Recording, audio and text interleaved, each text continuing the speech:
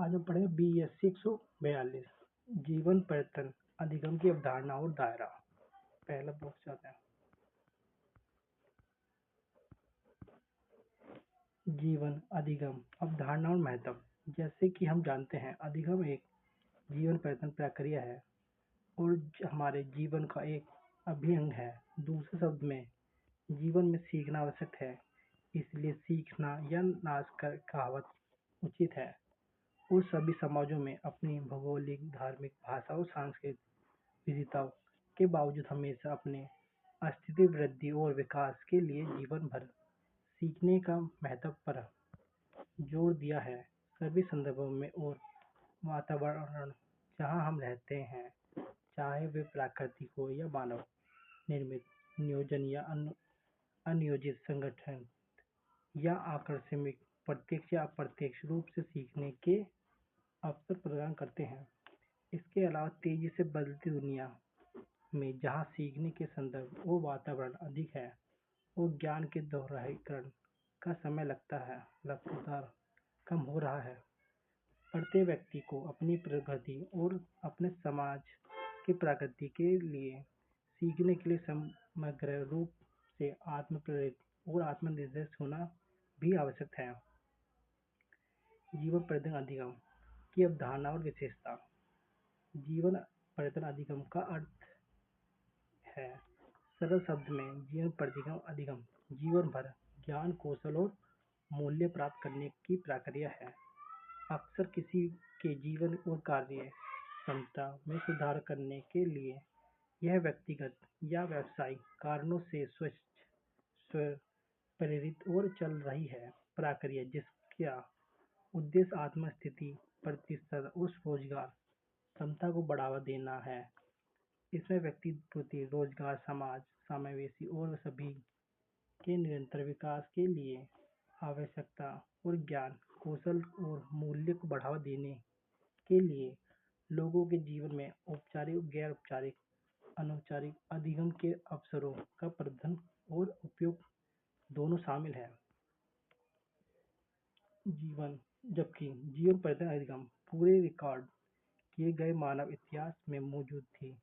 जीवन पर्यटन अधिगम शब्द का प्रयास साहित्य में पहली बार 1920 के दशक में किया गया था। 1970 के दशक में यूनेस्को के जीवन पर्यटन अधिगम पर प्रवचन को तैयार करने और बढ़ावा देने में महत्वपूर्ण भूमिका निभाई है। और आगे, जीवन पर्यटन दोनों होना चाहिए। डेल्टा एस आर 1996 की रिपोर्ट, जिसका शीर्षक है लॉन्गिट्यूडिनल विजिट, ने जीवन पर्यटन अधिगम को समाज की धड़कन के रूप में देखा, जो कि 4 स्तंभों और टिकाऊ है। जानना सीखना, करना सीखना, रहना सीखना और साथ रहना सीखना। जानने सीखने संरक्षण, ज्ञान के अधिगम के बजाय सीखने का उपकरण में महारत हासिल करना सीखना लोगों को अभी और भविष्य में आवश्यक काम के लिए तैयार करना, जिसमें नवाचार और भविष्य के काम के वातावरण में सीखना के अनुकूल शामिल है। बनना सीखना, किसी व्यक्ति के पूर्ण विकास में योगदान देना वाली शिक्षा, मन और शरीर, बुद्धि, संवेदनशीलता, शोध, प्रशंसा और आत्माधिक एक साथ रहना सीखना, संघर्ष को सुलझाना, अन्य लोगों और उसकी संस्कृतियों की खोज करना, समुदाय क्षमता, व्यक्तिगत समर्थन और क्षमता, अधिक लचीलापन और सामाजिक समावेशन को बढ़ावा देना। जीवन पर्यटन अधिगम के मूल तत्व। जीवन पर्यटन अधिगम के तात्पर्य सभी सामान्य शिक्षा, व्यावसायिक शिक्षा और प्रशिक्षण, गैर औपचारिक शिक्षा और जीवन भर की जाने वाली औपचारिक अधिगम से है, जिसके परिणामस्वरूप व्यक्तिगत, नागरिक, सामाजिक और या रोजगार से संबंधित परीक्षण में ज्ञान, कौशल और क्षमता में सुधार होता है। इसके परामर्श और मार्गदर्शक सेवा का प्रभाव शामिल है। गैर औपचारिक और अनौपचारिक अधिगम गतिविधि की पूरी श्रृंखला की ओर भी ध्यान आकर्षित करता है।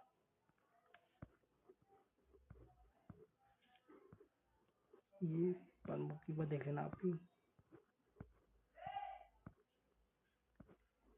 जीवन पर्यटन अधिगम का महत्व।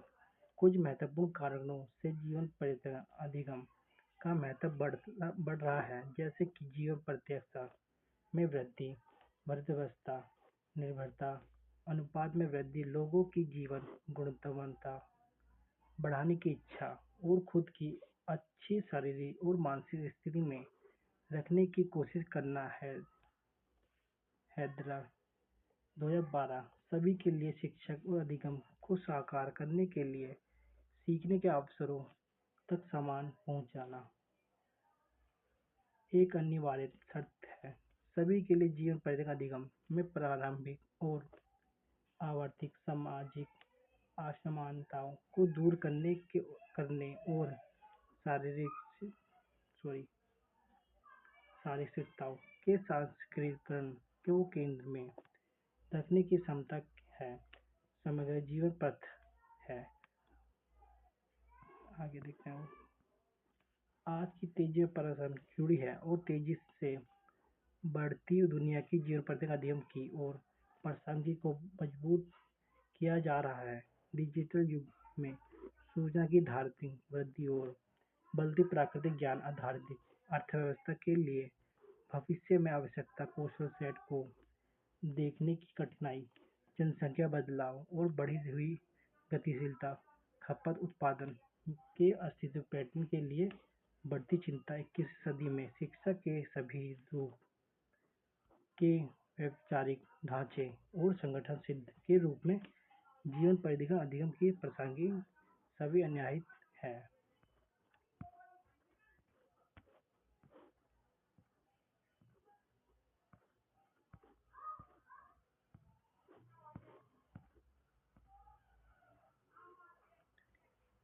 कार्य के संरक्षण साक्षरता को आमतौर पर पढ़ने लिखने और गणित करने की क्षमता के रूप में प्रारंभिक परिभाषित किया जाता है। इस कथन का विश्लेषण करने के हम कार्य संरक्षण की अवधारणा की आसानी से समझ सकते हैं। उदाहरण के लिए पढ़ने में हमारा क्या तात्पर्य है? लोग दस्तावेज में शब्दों को पढ़ने के में सक्षम हो सकते हैं, लेकिन क्या वे इस तथ्य का उपगम को समझ सकते हैं?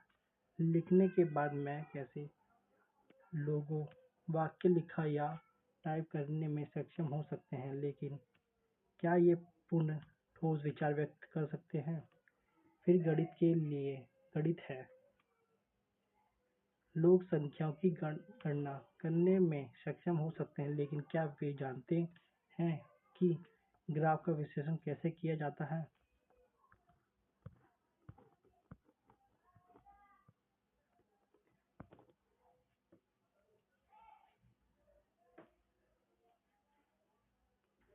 संरक्षण शिक्षा 1950-1970 के दशक के दौरान पाओलो फ्रेयर ने संरक्षण और शिक्षा की अवधारणा को नया रूप दिया, जैसे कि जो रिवोर ने देखा।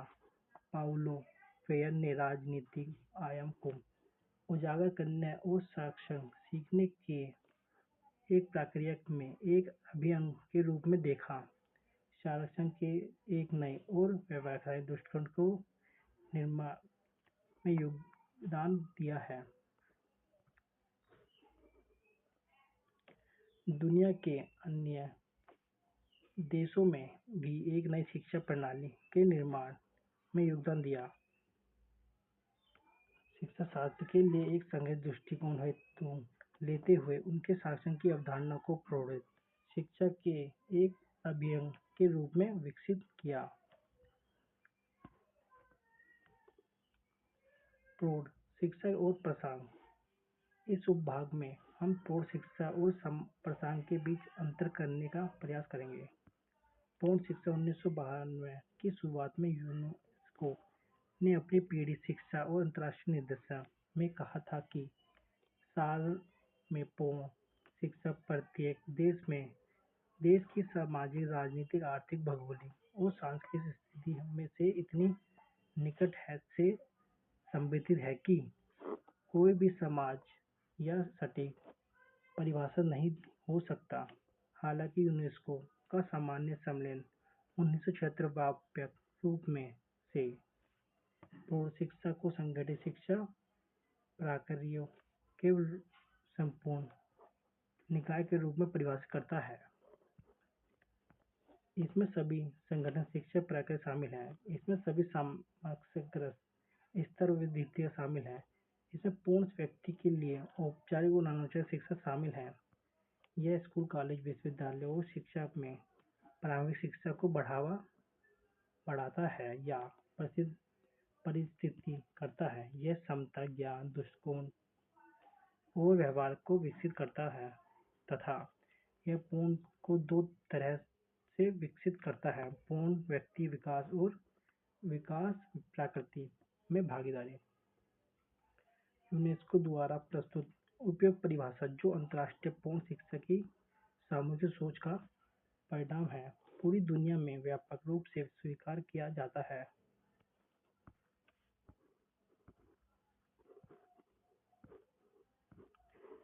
सत्ता, शिक्षा और जीवन परिवर्तन अधिगम। सत्ता शिक्षा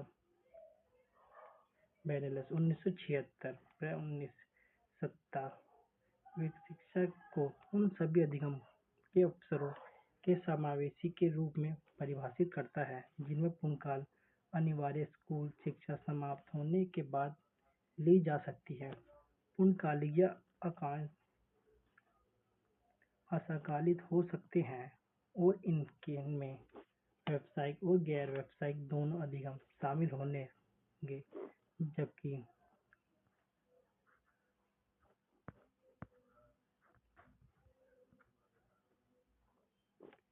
अनिवार्य सत्ता शिक्षा वह अभ्यास है जिसमें दूर पेशा के सदस्यों और को अभ्यास करने के लिए लाइसेंस बनाए रखने के लिए निरंतर व्यावसायिक शिक्षा में भाग लेने के लिए मजबूर किया जाता है। आमतौर पर पेशा उनके दायित्व की सीमा निर्धारित करता है। उपयुक्त परिभाषा में यह स्पष्ट है कि जो सत्ता शिक्षा स्कूली शिक्षा के कुछ स्तरों के बाद शुरू हो जाती है और इसमें वे सीखने के अवसर शामिल होते हैं जो पूर्णकालिक स्कूल शिक्षा समाप्त होने के बाद ली जाती है, या वे शिक्षा के अवसरों जो प्रारंभिक शिक्षा का प्रत्येक के पूरा होने के बाद ली जाते हैं। जीवन परिवर्तन अधिगम यह एक व्यापक सामान्य शब्द है और समग्र अवधारणा है जिसमें विशिष्ट के साथ परिभाषित करना मुश्किल है। इसके सामान्य प्राकृतिक इससे तथ्य के कारण बहुत स्पष्ट हो जाती है। जीवन परिवर्तन अधिगम और जीवन परिवर्तन शिक्षा। जीवन परिवर्तन शिक्षा एक व्यापक अवधारणा है जो इसके सभी प्रकार के अधिगम और शिक्षा को समाहित करती है। यह वास्तव में एक वाहिपी शब्द है और 1980 के दशक में सामान्य हो चुकी है। जीवन परिवर्तन अधिगम और जीवन परिवर्तन शिक्षा के बीच सूक्ष्म अंतर और जटिल शब्द है।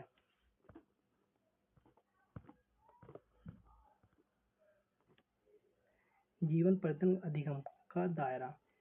अधिगम केवल एक बौद्धिक प्रक्रिया के रूप में नहीं देखा जा सकता, बल्कि एक व्यक्ति के जीवन के सभी पहलुओं को शामिल करता है, जिसमें घर और समुदाय में उनकी भूमिका, कार्यस्थल में प्रदर्शन, व्यक्तिगत विकास और शारीरिक कल्याण शामिल है। उत्तर औद्योगिक समाज में जीवन परिवर्तन अधिगम ने लोगों में रचनात्मक पहले और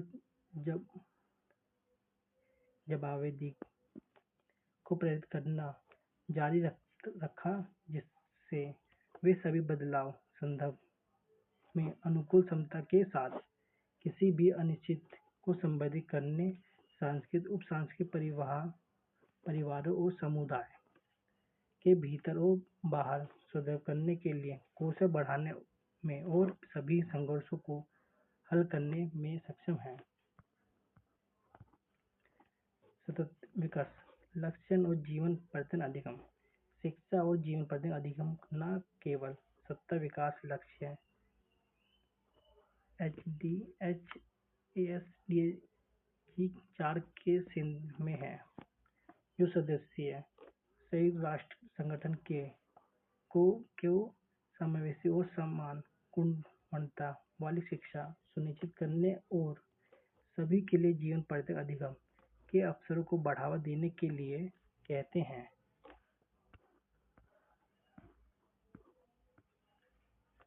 अधिगम के जीवन परिवर्तन और जीवन व्यापक आयामों को एकीकरण जीवन परिवर्तन अधिगम को सभी व्यक्ति के लिए शिक्षा प्राथमिक वाली एक व्यापक प्रक्रिया है के रूप में देखा जाता है। इसके 2 आवश्यक आयाम हैं जीवन परिवर्तन आयाम और जीवन व्यापक आयाम। जीवन परिवर्तन आयाम अपेक्षा गैर समस्याग्रस्त है क्योंकि इसमें केवल वही शामिल होते हैं जो एक व्यक्ति जीवन भर सीखता है। यह सामाजिक का एक आंतरिक हिस्सा है प्राथमिक माध्यमिक और इस तरह यह हमारी अपनी दुनिया का प्रतिनिधि करता है जहाँ हम किसी भी समय आंतरिक व्यवसायिक बाहरी वास्तविक के अनुरूप होने के साथ घर जैसे भवन महसूस होती है। मूल रूप से उन लोगों के बीच एक साझा संस्कृति है जिसके साथ तत्काल जीवन संस्कृत में परस्पर क्रिया होती है। जैसे जन्म से हम सीखते रहते हैं और मृत्यु तक ये हमारे काम आता है। दूसरे जीवन व्यायाम आयाम अधिगम जटिल है क्योंकि इसमें निरंतर परिवर्तन और संबंध असंतुलन की एक विशेष श्रृंखला शामिल है जो अक्सर लोगों को वास्तविक की अतिरिक्त अवधारणा और उनके वर्तमान अनुभव के बीच अंतर की भावना पैदा करती है। इस तरह की असहमति को भाव केवल एक व्यक्ति का अनुभव नहीं है। संपूर्ण एकीकरण सभी अधिगम शिक्षण प्रणाली सेटिंग्स और योग्यता ढांचा का एकीकरण जीवन परिवर्तन अधिगम की प्रणाली और सेटिंग्स में सभी प्रकार का अधिगम प्रशिक्षण और शिक्षा स्थान शामिल है औपचारिक गैर औपचारिक और अनौपचारिक जो सामान्य शिक्षा व्यावसायिक शिक्षा तकनीकी शिक्षा कला और शिल्प आदि प्रदान करने में शामिल है और इसके अधिगम ढांचा की एकीकरण है के लिए आवश्यक है। औपचारिक गैर औपचारिक और अनौपचारिक सेटिंग एक का एकीकरण देख लेना।